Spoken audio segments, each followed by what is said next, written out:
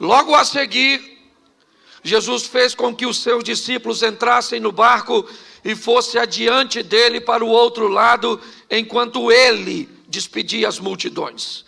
Tendo despedido as multidões, ele subiu ao monte a fim de orar sozinho, e ao cair da tarde lá estava ele só. Entretanto o barco já estava longe, a uma distância da terra, açoitado pelas ondas, porque o vento era contrário.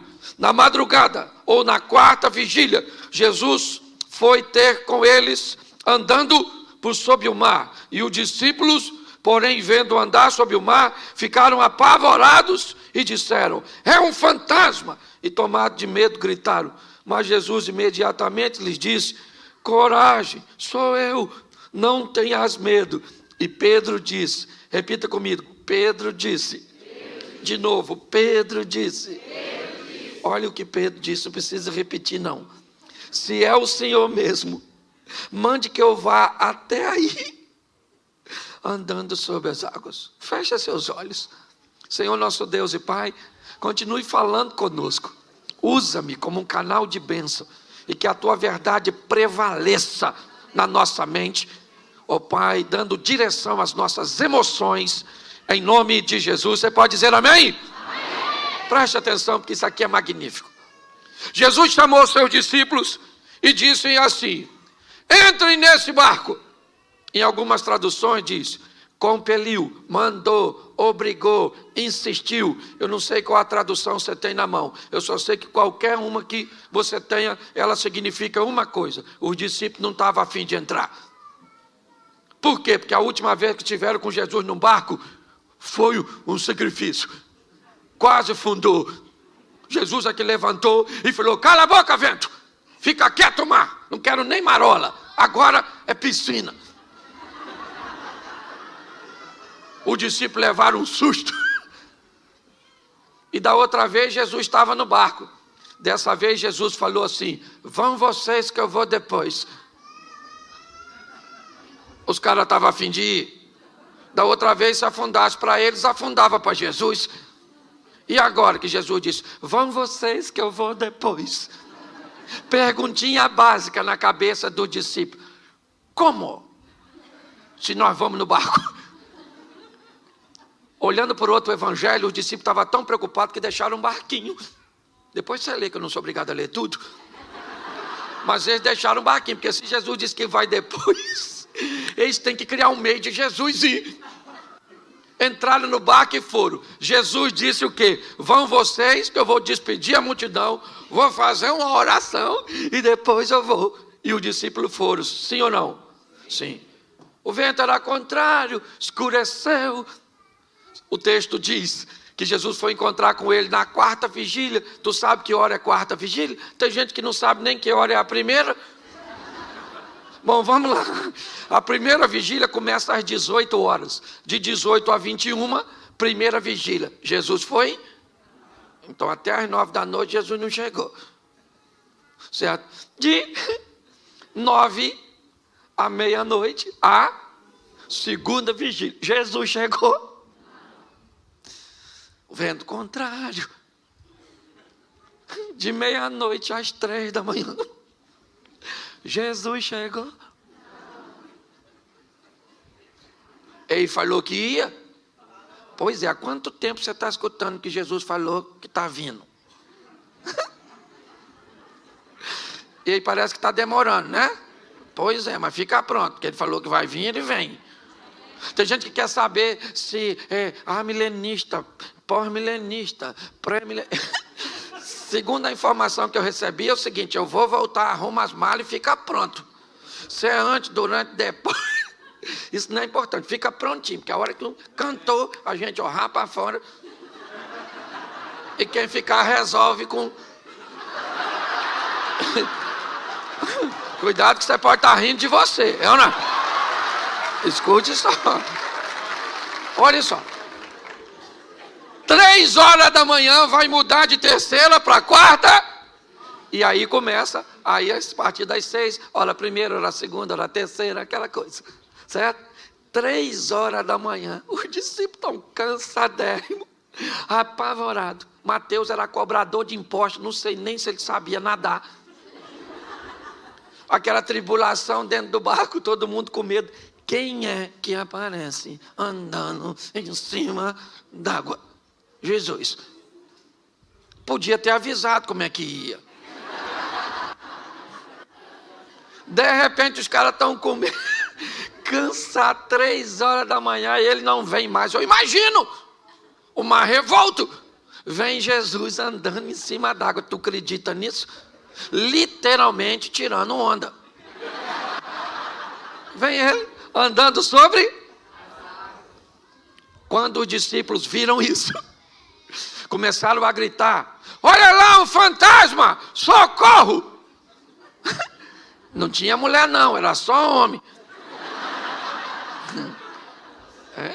E eles começaram a gritar de medo: fantasma, fantasma. Eu imagino Jesus lá fora. Eu não falei que vinha? Para que essa gritaria? Ninguém correu. Ninguém dos discípulos saiu correndo. Por quê? Porque não tem para onde correr, filho. Nessa vida ou você enfrenta ou você enfrenta para ganhar ou você enfrenta para... Mas você é obrigado a enfrentar. Por isso Jesus disse: eu vou estar com você nessa peleja para que você enfrente e saia vitorioso. Quando todo mundo começou a gritar, Jesus gritou lá de fora: calma, gente, sou eu, fantasma não. Aí deu aquele silêncio, todo mundo ficou olhando, estava meio escuro, amedrontado, visibilidade baixa. Pedro olhou e falou: aí, é o senhor mesmo? Se é o senhor, manda eu ir aí. Pensa no silêncio. Como assim, Pedro? Tem um cara andando em cima d'água. Ninguém sabe ainda direito quem é. Ele olhou e disse que é Jesus, mas ninguém tem certeza disso. Preste atenção nisso, porque é muito interessante. Quando nós olhamos para este momento, o que vemos? Um ambiente de caos na mente dos discípulos, amedrontados, cansados, lidando com a força da natureza, cuja qual é muito maior do que eles. E nesse ambiente de medo, medo para quem? Medo para todo mundo. Um ambiente de adversidade para quem? Para todo mundo. Nesse ambiente, 12 discípulos, eles têm a oportunidade de viver os mesmos medos, de enfrentar o mesmo adversário, de lidar com o mesmo problema. E nesse ambiente, um dos discípulos de Jesus se levanta, controla seu medo e diz: se é o Senhor, me manda andar sobre as águas e onde o Senhor está. Preste atenção, qual era o local mais seguro naquela ocasião? Qual era o local mais seguro? Se você estivesse lá, onde você ficaria? Pois é, gente. Nós queremos viver o sensacional, o extraordinário. Nós queremos ver o agir de Deus, mas queremos fazer o que todo mundo está fazendo, que é ficar no barco. Está na hora de sairmos do barco e protagonizarmos nossa própria história. Está na hora de pararmos de sermos meros narradores de milagres alheios e trazer um ambiente de milagres para a nossa casa, para a nossa vida, para a nossa família, para nosso casamento, para nossos filhos, para nossos negócios. Eu não tenho problema com quem conta milagre dos outros. Não, eu tenho um montão de amigos que vivem seus milagres extraordinários. Mas eu também tenho os meus. Os milagres que Deus tem feito na minha casa, nas minhas finanças, nos meus negócios, no meu ministério. É assim que funciona. Mas para que isso aconteça, está na hora de você parar de fazer o que todo mundo faz e descobrir o novo de Deus para a sua vida. Pedro falou: deixa eu ir aí. O que Jesus falou com ele? O que tinha onde Jesus estava? Nada. O que Pedro foi fazer lá? Nada. Jesus poderia falar: calma, Pedro, poxa, eu estou chegando aí. Já eu estou aí, vim aqui para quê? Jesus parou e falou: chega aí, Pedro, pode vir. Pensa, Pedro saindo do barco, O discípulo deve ter falado o quê? Pedro bebeu? Ele não deve estar bem da cabeça. É ou não é?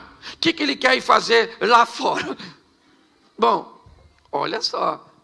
Pedro sai do barco? Sim ou não? Sim. E vai andar sobre? Isso. Ele vai lá, volta com Jesus. Quando Jesus entra com Pedro no barco, sabe o que os discípulos falam? Verdadeiramente, o Senhor é Filho de Deus, o poderoso. E Pedro lá deve ter falado, mas ninguém foi lá fora. Vamos imaginar um culto desse na igreja dos discípulos? Depois desse fato que nós acabamos de ler. Vamos imaginar 11 discípulos levantando no meio da reunião e dizendo, gente, gostaríamos de dar um testemunho.